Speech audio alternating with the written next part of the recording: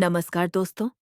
आज मैं आपको एक ऐसी सच्ची घटना सुनाने जा रहा हूँ जो आपके रोंगटे खड़े कर देगी। एक लड़की, एक पुराना बंगला और एक बंद कमरा जिसे खोलने की इजाजत किसी को नहीं थी। तो चलिए शुरू करते हैं। नेहा, एक 22 साल की कॉलेज स्टूडेंट, गर्मियों की छुट्टियों में अपने नाना नानी के गांव आई थी। उनका पुराना बंगला गांव के सबसे आखिरी कोने में था। रात को सब सो चुके थे, तभी नेहा को ऊपर की मंजिल से धीरे धीरे खिसकने की आवाज आने लगी, जैसे कोई फर्श पर कुछ घसीट रहा हो। नेहा डर गई, लेकिन उसने सोचा शायद कोई बिल्ली होगी। लेकिन अगले ही पल खरोचने की आवाज दरवाजे के ठीक बाहर से आई। अगले दिन नेहा ने नानी से पूछा, ऊपर वाला कमरा हमेशा बंद क्यों रहता है?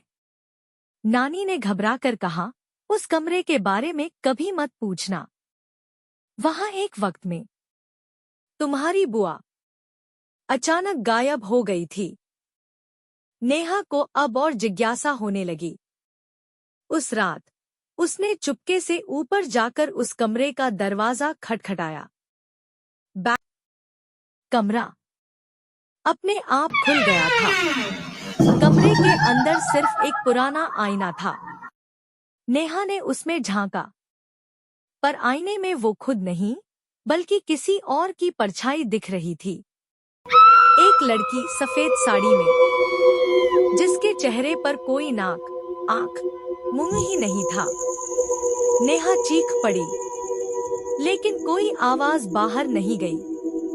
उसने पीछे पलटकर देखा, कमरा अब बंद हो चुका था। अंदर से कमरे की दीवार पर लगी घड़ी उल्टी दिशा में चल रही थी। 12 से 11, 10, जैसे वक्त पीछे जा रहा हो। नेहा ने दीवार पर हाथ रखा तो देखा, दीवार से खून टपक रहा था। तभी उसने अपनी बुआ की आवाज सुनी, मुझे भी कोई बाहर निकालो, प्लीज।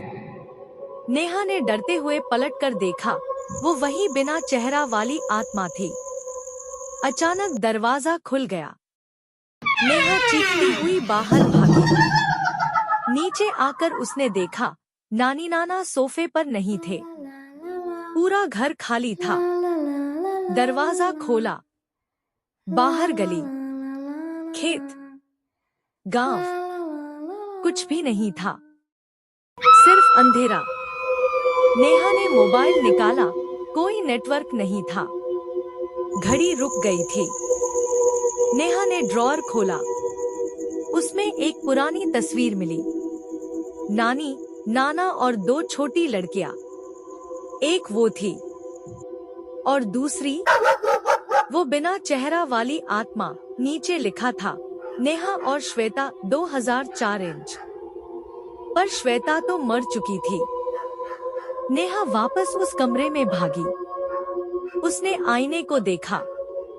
अब उसमें श्वेता रो रही थी। कह रही थी, मुझे बाहर निकालो, मैं तुम्हें नहीं मारूंगी। नेहा ने हाथ बढ़ाया, तभी आईना टूट गया और उसका हाथ आईने में ही चला गया। तभी नानी पीछे से आई और चिल्लाई, नेहा मत, वो तुम्हारी बहन नहीं, एक प्रेत है।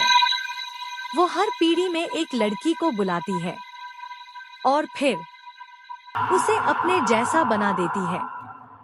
लेकिन बहुत देर हो चुकी थी। नेहा का पूरा शरीर ठंडा होने लगा। उसका चेहरा धीरे धीरे फीका हो गया और अब वो भी बिना चेहरा वाली आत्मा बन चुकी थी। कहते हैं, वो बंगला आज भी गांव में है और वो कमरा आज भी बंद रहता है।